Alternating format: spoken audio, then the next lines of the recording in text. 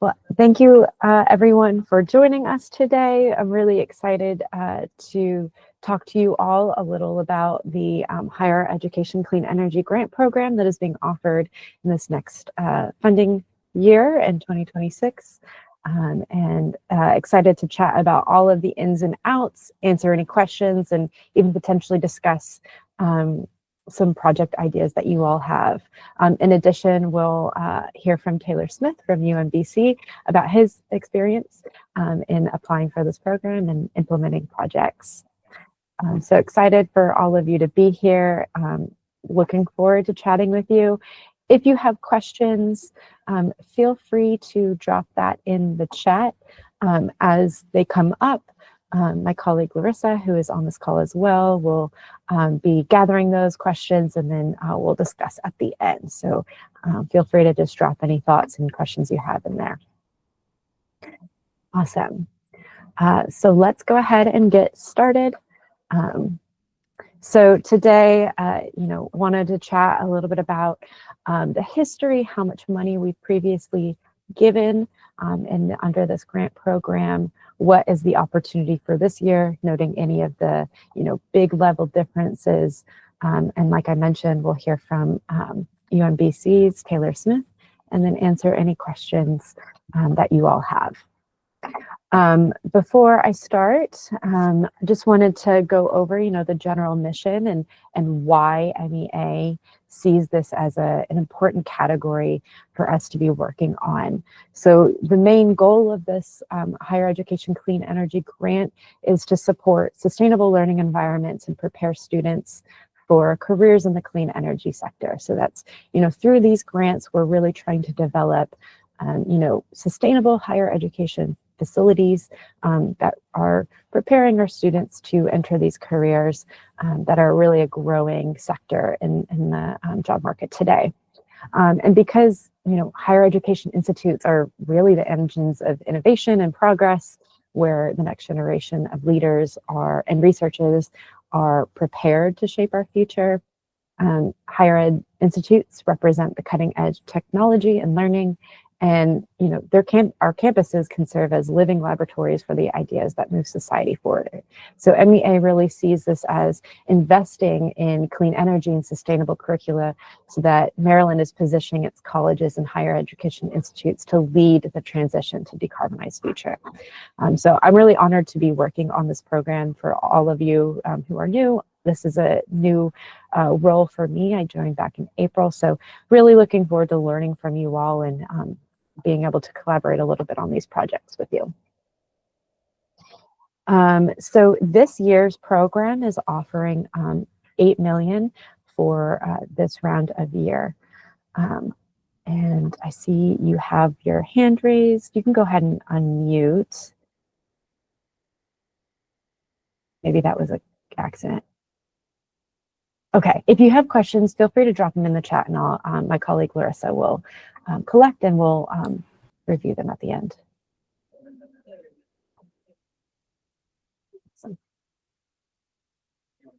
So for this year's program, there's really 4 elements for funding opportunities.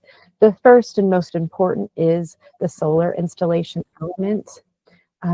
We are offering up to $1 million per solar installation. And we'll talk a little bit more about all of the opportunities in that realm. In addition, there is the Campus Clean Energy Master Plan. Those 2 are mandatory for first-time applicants. We'll talk a little bit more later about the ins and outs of that. And then we additionally have 2 optional elements for funding as well. So the clean energy sector course development and student interns. I do want to note there has been an edit to this year's program, capping the grant administration overhead costs to 15%. And when you do put in your application in the project funding template, you will note how much you intend to claim for overhead. I'm so happy to discuss that as well, because that is a new element.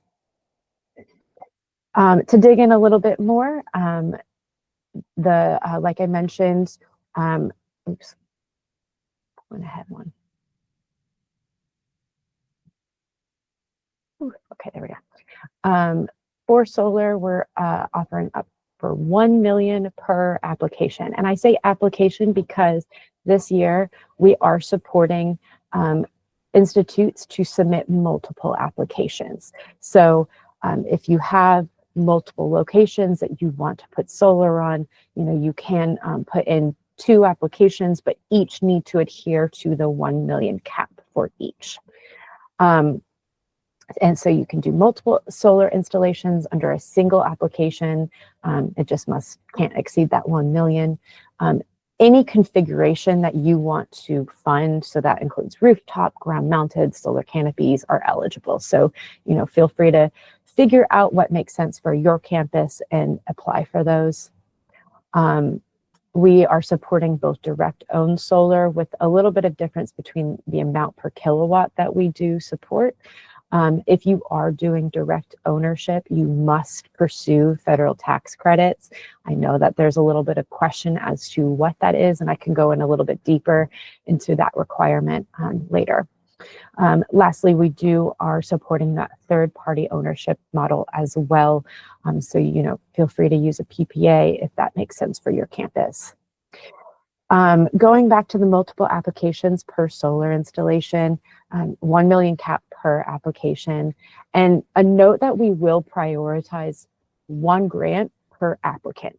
So if we have funded all of the applicants one time, if there's available money left, we will start awarding those secondary applications. And in the portal, when you submit your application, you will note that is your secondary application, because there's an important part to that that'll come up here in a second. So the other element here is the Campus Clean Energy Master Plan. So really what that is producing a product that should look something like a detailed plan that's looking at your portfolio of campus space that identifies specific and actionable opportunities for renewable and clean energy generation. So, looking at what are the facilities or spaces that might do really well for reducing energy and then adding in that solar. This element is mandatory for first-time applicants. So if you have not been awarded under this program and are submitting an application, you will be required to complete this element. There is $145,000 in addition to your 1 million cap for this. If you have applied and were awarded in FY25, you are not eligible for this pot of money again, because you were awarded last time. We're not going to double fund it. And additionally, in those secondary applications, you will not be eligible under that. If you've applied, this is your first time applying, your first application will include the CCEMP element. Your secondary, if you do submit one, will not. I'm going to move on to the clean energy sector course development. So that's really our opportunity to fund and support your development of courses that will build a workforce that is ready to, work in the clean energy storage sector. So really trying to build out that workforce development. Again, $145,000 award for anyone who pursues this. It is completely optional. If this is your first time, second time applying, it's optional. However, if you were awarded an FY25 under this element, you are not eligible this year for that. So it's only for the first time. And again, if you're submitting multiple applications, this one will only be eligible for your first application. All right. And then the last element here is the student internships. And so we're really looking to support student interns that are going to work on that Campus Clean Energy Master Plan, or your clean energy sector course development. I will also accept applications for students that are going to help with the solar installation as well. So up to $25,000 per applicant. So with a $5,000 per student intern, that awards about 5 interns. Completely optional. If you were awarded this last year, you are still eligible. So if you had interns in FY25 eligible for this year, though it is only eligible for your first application. So if you're submitting multiple, that first application is the only one that will allow student internships.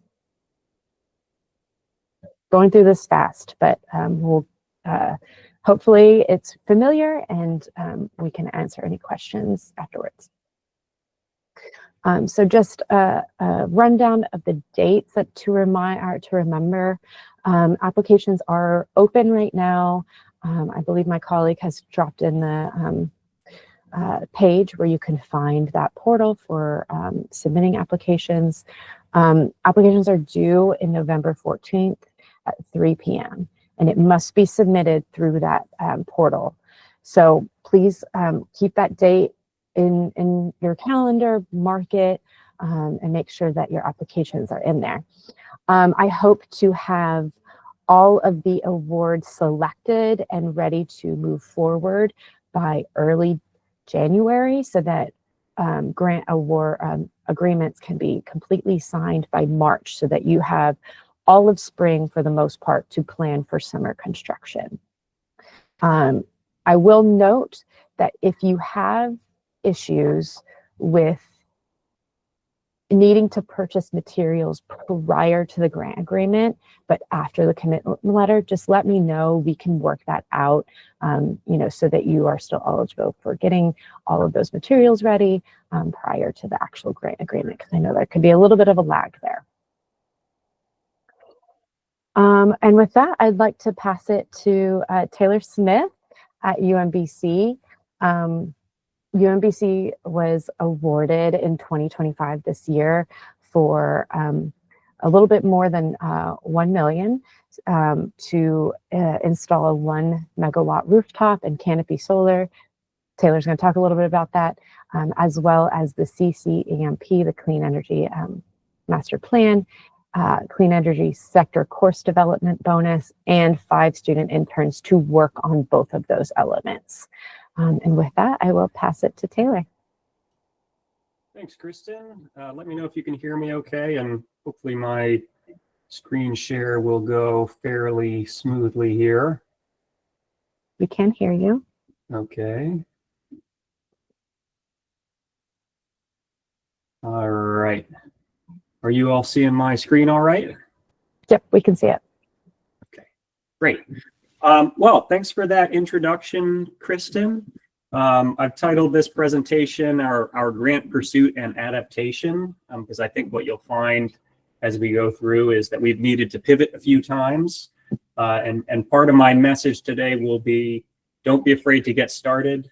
MEA has been a very good partner to us and allowed us to adapt and make adjustments along the journey.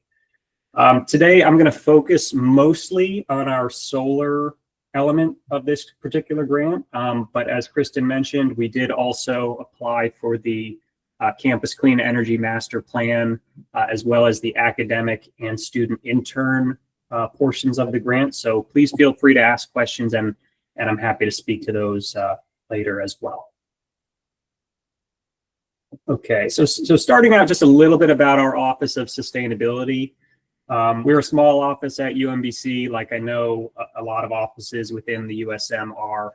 And so just speaking a little bit about our vision and mission as an office, we really envision our campus serving as a sustainability leader within the USM.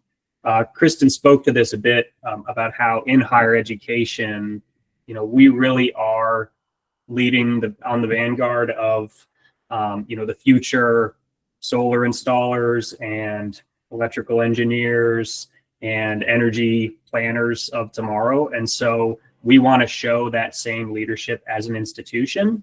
I know there's great work going on at Towson, of course, College Park, UMC's, Eastern Shore. A lot of schools are doing interesting things. and we want to be part of that process. So our mission is to enhance the culture of sustainability at UMBC. That includes our leadership, staff, faculty, and students. And the important point here is that our office, we have 2 staff. We're really not the doers on most projects, but we do enable and sort of provide that, that bit of impetus to help projects move forward. So while we're not funding projects directly, our ability to apply for and win grants really helps the campus move forward by catalyzing some of those larger projects. So starting with why, this is a figure from Maryland's Clean Energy or Carbon Pollution Reduction Plan, which was released, I think maybe 18 months ago. Maybe it was last December. It's a little foggy in my brain at this point.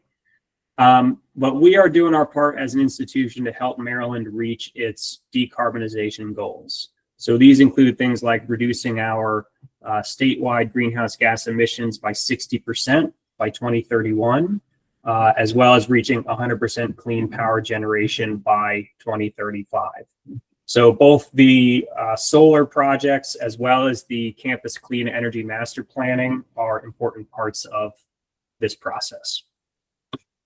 So taking a look at our data for UMBC, we've been tracking our emissions since 2007 or 2008. And over that time, we've been successful in reducing our overall emissions across all scopes by about 47%. Can't take any credit for this work. I've been at UMBC for about 2 years, but it's really great to see that the investments in efficiency and renewable energy have really paid dividends over time. But of course, anyone who's working in this space will know that, the first 50% is relatively easy. There's a lot of low-hanging fruit in that zone. And the hard part really comes towards the end as you approach that last 50%, 25%, 10%. That marginal cost of improving becomes that much higher. And things like these clean energy grants can really help us, again, bridge that gap and make things happen. So as an office, what do we do? We try to focus on the things that are highest impact at the lowest effort. So we try to stay in the upper half of this graph as much as we possibly can. An important role for us is to try to make things happen. Again, be that catalyst for future projects. And so where our team can put in a little bit of effort on grant pursuits, it can perhaps lower that barrier of entry in order to push forward with renewable energy projects, sustainable buildings, and clean transportation. And just to give a little bit of a plug for the Maryland Energy Administration, I know that we're meeting today to talk about the higher education grant program. But open right now, the MEA has other programs for electrifying community buildings, for electrifying medium and heavy duty vehicles. And at various points in the past, there have been projects to support electric vehicle charging equipment. So I definitely encourage you to check out their website and stay abreast of other funding announcements that may be released. Okay, so switching now to renewable energy. We always use this slide when we go out and speak to students on campus, because for most of us, as soon as we flip the lights on or off, that's about as long as we think about our electricity use. So even though it's not obvious on our campus, 50% of our electricity is currently coming from renewable energy sources. Big shout out to schools like Towson, like Salisbury, like College Park that are a little bit further along than us. And most of our work today is done through power purchase agreements and renewable energy certificates. And so this grant opportunity is a chance for us to bring renewable energy right onto campus in a significant way, like I know a lot of other schools are already doing. Now, into some of the project specifics for us. This is a quick overhead view of our campus. If anyone's familiar with UMBC's campus, we are located sandwiched between the communities of Catonsville and Arbutus, sort of in that southwestern area of the county, right outside of Baltimore City. right across the Baltimore City line. And so the circular road that kind of runs around the full circumference of our campus is Hilltop Circle, and we affectionately refer to it as the Loop. And so it's a nice way to define our campus. Most of our operations, including all of our academic work, is within the Loop, but we do have some facilities, such as our athletic complex and facilities management, that are outside the Loop. So the area circled here in yellow is a potential site for solar installation. Includes a parking lot as well as a solar rooftop project, and we'll zoom in on that next. So this is a closer view of this particular site, and this is actually the site that we sent in with our original application to the MEA through this program. So what we're looking at is a combined site with a nameplate capacity of 1 megawatt in size. That includes about 2/3 solar carports, so basically providing covered parking over one of our parking lots that we call the stadium lot.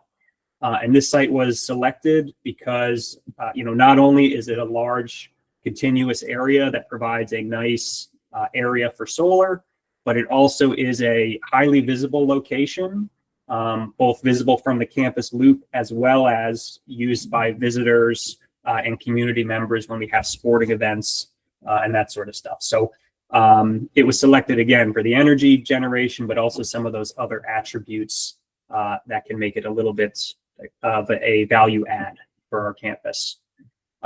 We were lucky in that we were working with a consultant already to look at feasible sites on our campus. And so this particular graphic and the estimated solar production were provided by our solar consultant. However, there are free tools available. I'm not sure, Kristen, if these are specifically mentioned in the funding announcement, but there's multiple tools available. One that I like is the National Renewable Energy Labs PV watts calculator, which is pretty simple to use. You can become familiar with it in probably an hour of seat time. It's also a good way, if you're working with a consultant, it's a good way to check their work as well for accuracy. And so we did, do this diligence and move forward with this particular site for our application. So we submitted, and we also acknowledged some areas of uncertainty, which will come back to haunt us a little bit later in this presentation. The first area of uncertainty is, sort of puzzling over this question of how do we value the non-financial benefits of sustainability, and how do we value the benefits of this particular project. So for example, let's just say that we propose a solar project and it comes out cost neutral. We would probably still do the project because it gives us covered parking. It gives us the ability to conduct research on our campus into clean energy production. It allows us to work with students in a hands-on way. Perhaps it builds additional community goodwill by putting clean energy in this community of Arbutus that's been overburdened by pollution in the past. Perhaps it makes us more marketable to potential students as they come for campus tours. So there's a lot of non-financial stuff that doesn't necessarily show up in a spreadsheet, but still really matters to our campus administration when they consider the holistic project. The other really important question is, what are energy markets going to look like in 10 plus years? What will regional renewables do to the grid in both a positive and a negative way? Reducing the amount of carbon polluting energy on the grid, but also driving up transmission prices. We don't really know the answers to these questions, so we have to kind of make some assumptions about possible electric and gas prices in the future, as well as volatility. Additionally, how are construction costs going to change in the future? And you'll see this come up very quickly here in the presentation as we move on. Finally, policy changes and technological innovations. When I talk to students, we talk about how the iPhone is only 15 years old, 16 years old. How far we've come in the last 15 years is really incredible. And so we have to think about what types of technological innovations are going to come along and what effect that might have. Okay, so we have kind of a tale of two proposals here. Our original proposal that we sent into the Maryland Energy Administration back in October of 2024. There's quite a few numbers on here, but I'd encourage you just to look at the top number and the bottom number. The top number is our expected cost to design and build our solar installation. It was about $4.1 million. And this had a simple payback of around 8 to 9 years. And we felt like that was a pretty good deal for us, accounting for those other non-financial benefits of the project. And so we decided to press forward. As we continued, we built a little bit more of a robust model.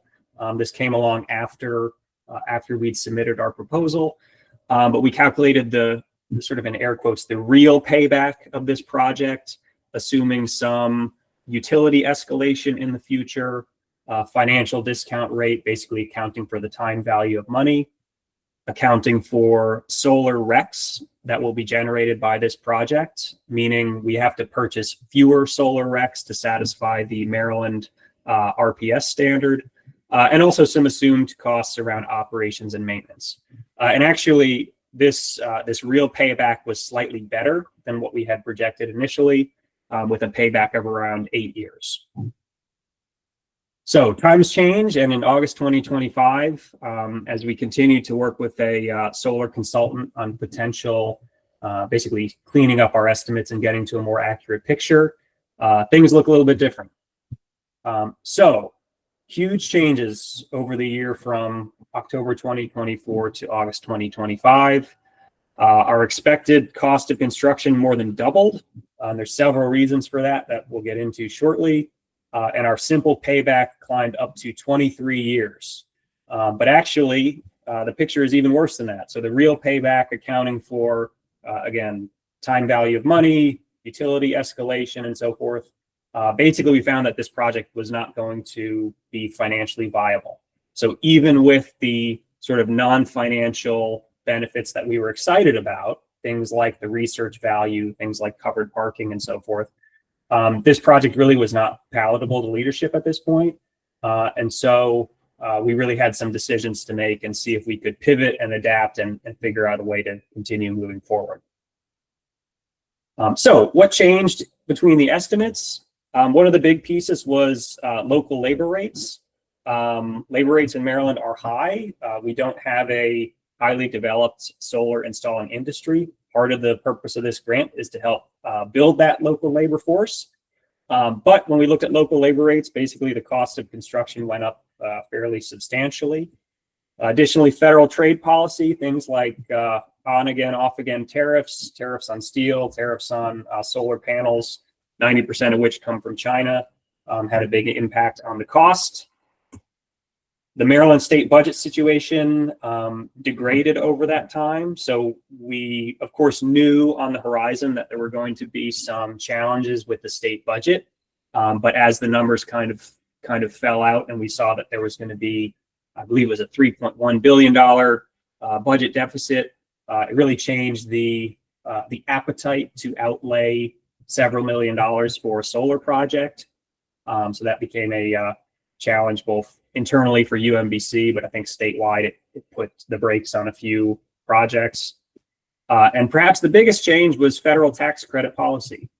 So in the latest budget reconciliation bill, the One Big Beautiful Bill Act, there were some changes to solar and wind tax credits that were very problematic for this project, basically calling into question the efficacy of those federal tax credits for us. So how did we adapt? Two big ways that we changed.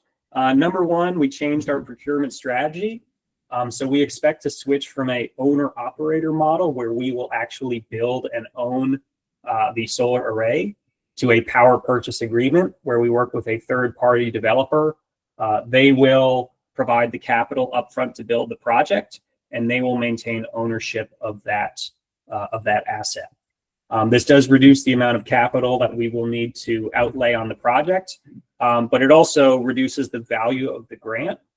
So Kristen spoke to this earlier. There's different dollar figures for basically whether you own the solar array versus do a PPA agreement. So we sort of looked at all the numbers and acknowledged that the value of the grant would decrease, but we thought that was still a good deal for us in this particular case. And then the perhaps larger change is we took another look at our physical site selection. You might recall from the earlier image that about 2/3 of our solar generation was taken up by carports, which basically require a lot of steel and a lot of engineering to build, as opposed to rooftop solar, which is a bit simpler. And so we are evaluating a number of alternative sites on campus, taking a renewed focus at rooftop opportunities on the campus. Okay, so coming towards the end here, we have our initial site selection here, again, highlighting the area in the southeast portion of campus where we have some rooftop opportunities as well as carport opportunities. And what we decided to do was shrink that project down and select 2 other alternate sites that were still good candidates for rooftop solar. And the intention here was, basically we proposed that we were going to put in 1 megawatt of solar. That's what we told the Maryland Energy Administration that we were going to move forward with. And so, sort of keeping with a honest assessment of things, we said, how can we look at sites on our campus, keep a similar overall size and produce a similar amount of solar energy while picking sites that were more cost effective in the budget landscape that we find ourselves in. So this was our original proposal. And basically what we're doing is we're scribbling out some of the solar carports. Some of our academic partners really insisted that it was important for us to continue with some of the solar carports. We didn't want to eliminate them entirely because they are highly visible. They provide more hands-on learning opportunities. We're not really going to want to put students up on a rooftop to evaluate solar. There's a lot of liability considerations there. And so, this is by no means a final picture, but it demonstrates that we are basically reducing the scope of this particular project to preserve certain aspects of it while completing the project in a more cost-effective way. We've added a rooftop project on the northern side of our campus. This is basically our parking services center and research facility with a smaller rooftop project. And then a third larger project on our arena. So this is, again, a very public building. It's actually a LEED certified building at, I believe, the silver level. And so we are looking to add solar here. So if you are keeping a mental catalog, these 3 projects add up to 1 megawatt of nameplate capacity. So keeping a similar scope as what we originally proposed. So to wrap up, last slide here. And I promise we'll leave time for questions, both from Kristen and myself. Our number 1 lesson learned is be brave, move forward even through uncertainty, and adjust if needed. I know, I won't speak for anybody else, but I know that in my experience, higher education is very conservative, very risk averse. We want to have all our ducks in a row. We want to have a nice bow on a project with everything kind of modeled out and figured out before we apply. And that kills a lot of projects because winning the grants really changes the financial picture. It changes the earnestness with which you'll pursue a project. And so I know a lot of us get kind of stuck in the planning and feasibility assessment phase. I hope what you took away from this presentation is that the MEA has been a good partner to us and has been really flexible in adjusting and adapting as we've moved along. The second takeaway is that there aren't any perfect solutions, and inaction carries its own risks.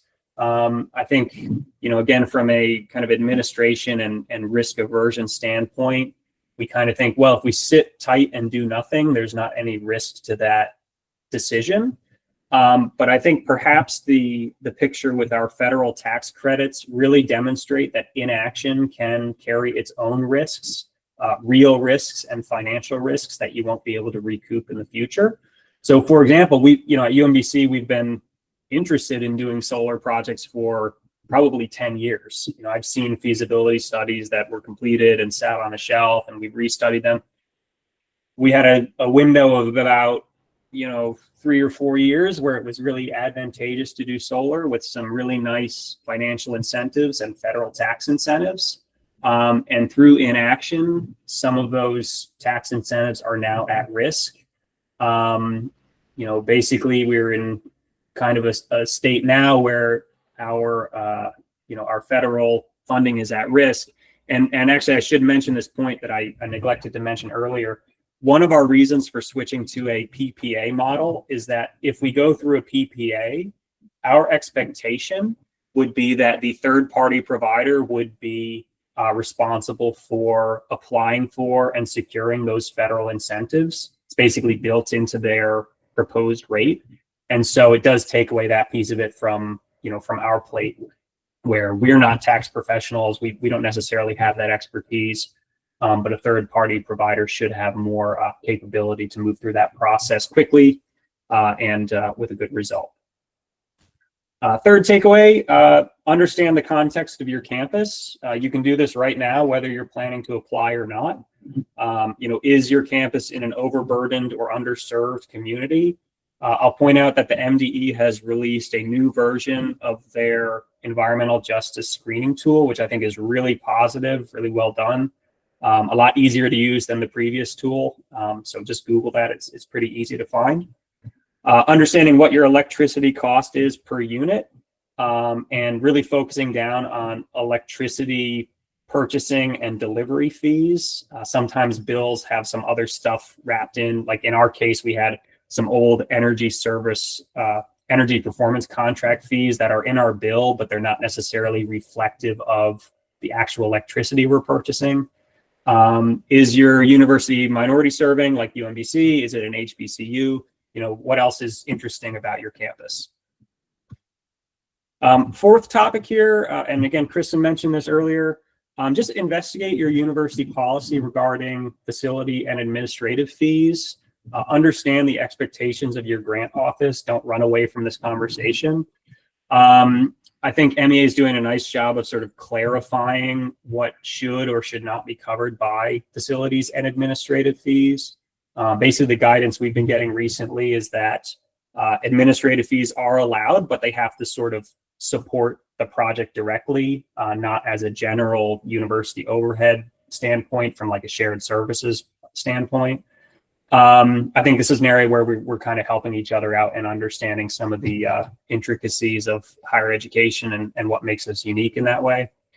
And then the last point here, I think we're good on time. The last point is just to communicate early and often with MEA, build that relationship, seek clarification on funding opportunity announcements, follow them on LinkedIn. That's actually how I find out about a lot of new grant releases. And I think the important point is that this isn't a one-way street. I don't just go to Kristen and say, hey, we have all these problems, solve our problems for us. But hopefully it's a two-way street of information where Kristen and others in the MEA are learning a little bit more about higher ed and what makes us unique and what some of our challenges are. And likewise, they are tailoring their programs to work a little bit better for us, even going so far as to have some projects and grant opportunities like this one that are specifically geared towards higher ed. So we really appreciate that. So I think that's me at 11:40. I think that's right where we wanted to be. So I'll pause here, close out my presentation, and turn it back over to Kristen. Thank you so much, Taylor. That was a really great overview, and I appreciate some of your lessons learned that I think are really relevant to other people. I think that note that things can be changed and, just letting me know what are your requirements, what things have changed in your campus or your institution, and how can we make this work for you, I think is super important. I'm not here to make sure that you do your project a certain way. I really want it to be successful for you and relevant to you. So please, as you're moving along in your application, or even if you're a current awardee for the FY25, if there are things that you see that need to be changed, or that you want to change in your own grant, please let me know. A couple notes that I wanted to emphasize. So last year, or this previous year, there was a different award amount for PPA versus direct ownership. It is not that way this year. It is both capped at 1 million. So if you do change, in a year from now, you went for third party, but you really are seeing that direct ownership or vice versa is the best, that can be changed and your award amount won't change. So apologies to to Taylor for, this year, but going forward, that will be the same. Additionally, there were some notes about the tax credit. The industry's changed a little bit since it was awarded last year. Tax credits are going away for solar, so some of the industry, things are changing. There is still a requirement that if you do direct ownership through FY26, that you do pursue them. If you don't get them, that's fine. You'll just email me and prove that you weren't able to get those. So it is a requirement, but we're still trying to figure out as an agency how to handle those tax credit requirements. And then lastly, like Taylor said, if there's feedback, for some of you, I come from a K-12 school background, but I'm learning the higher ed field, and I am really appreciative of those who have given feedback, because it's the only way I can make this program better for you all is to hear that feedback. Want to address some questions that came in. I answered them in the chat, but just to go over some of them, let's see. Can our organizations submit 2 applications for 1 million each? Yes, you can submit multiple applications, each with a cap of 1 million. The second application, or whatever, however many applications after your first, will only be for the solar element. But those are all capped at 1 million. So you can submit multiple. There's no cap for how many you can submit, though note that we will prioritize awarding 1 application per applicant, and then we'll move to the second applications. If we award all of those and there's still funding left, we'll move to the third. So, it'll kind of tier itself that way. Taylor, I have a question for you from Christopher Lindsay. What are you expecting your total project cost to drop after the adjustment to a PPA? Yeah, so the interesting thing about that is we actually won't see the total project cost. Basically, the way a PPA works is a private entity, a third-party solar developer, could be Constellation, could be Gordian, could be, there's probably 20, 30 companies that you could pick from. What they do is they actually put forward the capital, and they build the project, and they own the project. And what they do then is they're basically building a power plant on your campus that they own, and they will sell energy to you just the same way that BGE does, and they'll sell it to you by the kilowatt hour. So, let's just say, we got a cost estimate for $10 million, roughly. Maybe a private solar developer has a little bit more experience, connections with vendors, connections with construction customers. Maybe they can build the project for $6 million. And what they will do is they will take that $6 million investment that they made, and they'll do some math, and they'll figure out we can sell energy to UMBC or to another school at a profit for 10 cents per kilowatt hour. And so you'll never actually see the total construction cost. What you'll see is a $1 per kilowatt hour cost, just the same way that you're currently buying electricity on your BGE bill. And actually, it's actually pretty useful because you can directly compare, like, okay, this is what I have on a bill, what I'm paying for now from my utility provider, and this is the proposal that I'm getting from a solar developer for a PPA. And that PPA rate may be higher or maybe lower than the current rate that you're paying from your utility company. And so those third-party providers are incentivized to give you the lowest possible energy cost because they want to be competitive with their peers. company A wants to sell you energy just as badly as company B. And so they're working to drive down costs. They're going to take advantage of federal tax credits and so forth. So it's really a good option if you don't, have an extra pile of money lying around, as I think most of us don't. Yeah. Make sense, Kristen? Absolutely. Yeah. PPAs are really great at removing that upfront cost.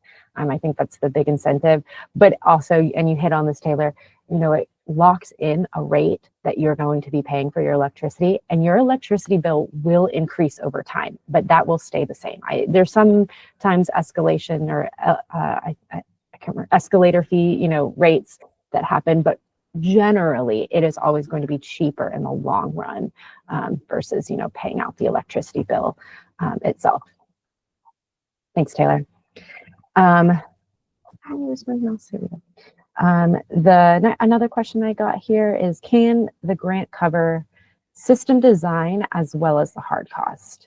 So yes, technically, though I would encourage you to apply for the solar technical feasibility studies that are available through MDE, because otherwise it's going to be taking from that 1 million cap that we have, versus if you get solar technical assistance, which is free, you're saving the amount of money you can. But if you want to just do it all in once, totally eligible. So yes, we do cover system design. Hey, Kristen, could I draw attention to Martha Schrader's question? Yes. I know it's at the bottom, so maybe it's jumping the line, but I think it's an important one. It's something I've been wondering too, so I'm curious how you're handling it. So Martha asks, if there's no upfront cost for the institution using a PPA, how are you utilizing the grant funds? My expectation is that it would basically be a payment to that third-party solar provider, but could you clarify that and maybe confirm what you're thinking? Yeah, so you can look at it like almost a down payment, where you are putting money into the contract that you have so that you're lowering the amount that you actually end up paying, because you're giving a, $500,000 down payment towards the PPA system. So that will actually lower the rate itself. But as well, yes, you can help pay for the monthly amount that you're paying for. So encourage you to work that out with your solar installer. Yeah, thanks for calling that out. That's a really great point. Okay, partial awards are possible for this year. Likely that will come in for those secondary applications. We're going to again try to completely award each first application first, and then we'll move on. But if funding remains and we're trying to get those secondary applications, partial awards should be expected. If you've already drafted the CCEMP, can we apply to have support intern for the implementation? Yes, that is, if you have already, gotten an award under this program for the master planning, you can apply in this additional year for intern support for that, for the implementation, for the research, whatever you need for that. So yes, that is eligible. Can I ask a clarification question on that? So if are you saying that we could don't have to put in a new proposal, we can just ask for an extension on the same thing that we're doing? Or I thought, my impression was we can set up what you call with you, but my impression was you have to put in something new, or how you're improving your past grant, right? You can't simply do the same thing. Correct. So you can't apply for the master plan element, but because student interns are really only for 1 year, you can apply for additional student interns if you applied last year. If you have money, or if you were awarded for the clean energy master plan last year, you are not eligible for this year. But for student interns, that's a little bit different because they're likely to be different from the last year. Does that make sense? Yeah, it makes sense. So we can only apply if we got a clean energy master plan thing. We can only apply for the student, what you call internship. That's it. Correct. That is correct. Okay. Or no, even if we modify the master plan, say we want to do some additional things, we still can't. No, yeah. It has a pretty strict policy about double funding projects. So yes, that will be the only element. Okay. Things may change in the next round though, but for now, this year, it is only one time. Yes. Okay, that sounds good. Great. Thanks, Dr. Sen. Thank you. And we, Uh, if it is okay, we will set up, just to clarify, since Dr. Rasoja is not here. I mean, I want to discuss this with her, and is it okay to set up some time with you to discuss this? What we Absolutely. can. Okay. All right. Thank you. Absolutely. Yes, yes. And I encourage you, anyone on this call, to follow up. I think my colleague dropped a link to directly book to my calendar. Anyone is welcome to use that anytime. I encourage you to save it and then just book if you need to. Yeah, Taylor. I just want to mention, because I didn't speak to the Campus Clean Energy Master Plan in the presentation, but this was a really helpful element for us. If you're like UMBC, where you're wondering, like, how are we going to decarbonize? We have district systems. How are we going to satisfy the requirements of BEPS and so forth? This funding is really, really valuable to us. And just so folks know, the Department of General Services, Maryland DGS, has pre-qualified vendors to conduct decarbonization studies. I don't know the limitations of that contract, whether it's only for USM institutions or whether others can utilize it. But basically, DGS pre-qualified 3 vendors. It's Bauman, Noresco, and Salas O'Brien. And so we applied for Campus Clean Energy Master Plan funding, basically piggybacked off of the DGS contract, and we were assigned Bauman in our case, but it's just on rotation. So that's been really good. So it's kind of, government helping government, working with government. So we're pretty optimistic. We have them under contract, and the funding from this grant is paying for, I don't know the exact numbers, but something like a third of the cost of that study. Great. Thank you, Taylor. Yeah, love that DGS is providing that as a service. That is really helpful. The question about, Maura, I might ask you to come off mute and clarify about how to vendor bid out our solar installation for FY25 and having to rebid the work for FY26. So any application for FY26 must be for a new solar installation. It cannot be for the installation that you were awarded for the last year. I'm not sure about the other part of your question, Maura. What is the shelf life of the bid? We've already commissioned. I think I might need a little bit more clarification of what you're asking. You're able to unmute. I might move on and follow up with that one. What can be included in the overhead, 15% on top of the max 1 million award. So that really is going to be, and I'm going to pull it up so that I have the right verbiage.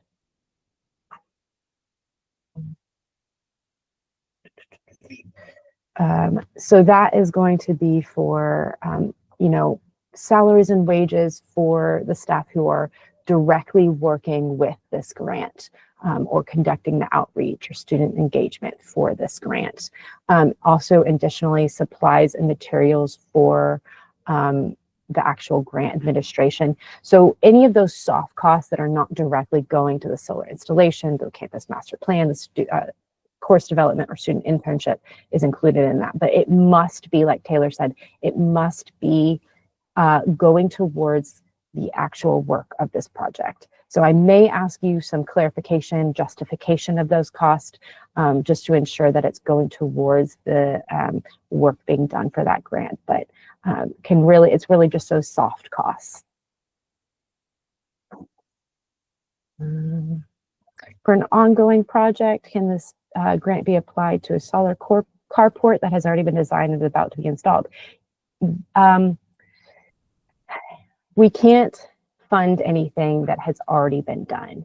So if you want to hold off on the actual installation, then yes. However, if it's not, if it's already being installed by, before March, no, it's not going to be eligible. We do not fund things that are already done. But if it's possible to hang on, totally fine that it's already designed and you have your contractor. But if you can hang on for spring until that commitment letter goes out, then that would be eligible. But if not, then that would not be eligible for funding. Any other questions that I haven't answered? I'm sorry. I think I went through all of the chat. Any other questions that are lingering? Okay. Well, I appreciate all of your time here. Really appreciate all of this good discussion and these questions. Thank you so much, Taylor, for presenting and providing a really great narrative to the successes that you all have been having with this and other MEA program grants. Please reach out to talk about your projects. You know, I'm always happy to join a call real quick and us to just chat about the ideas you have. I can let you know if it's eligible or not. Like I said, I think there's a link in the chat to directly book on my calendar, but please feel free to email me with any questions, any ideas you have. I will share out the recording of this as well as that link to my calendar.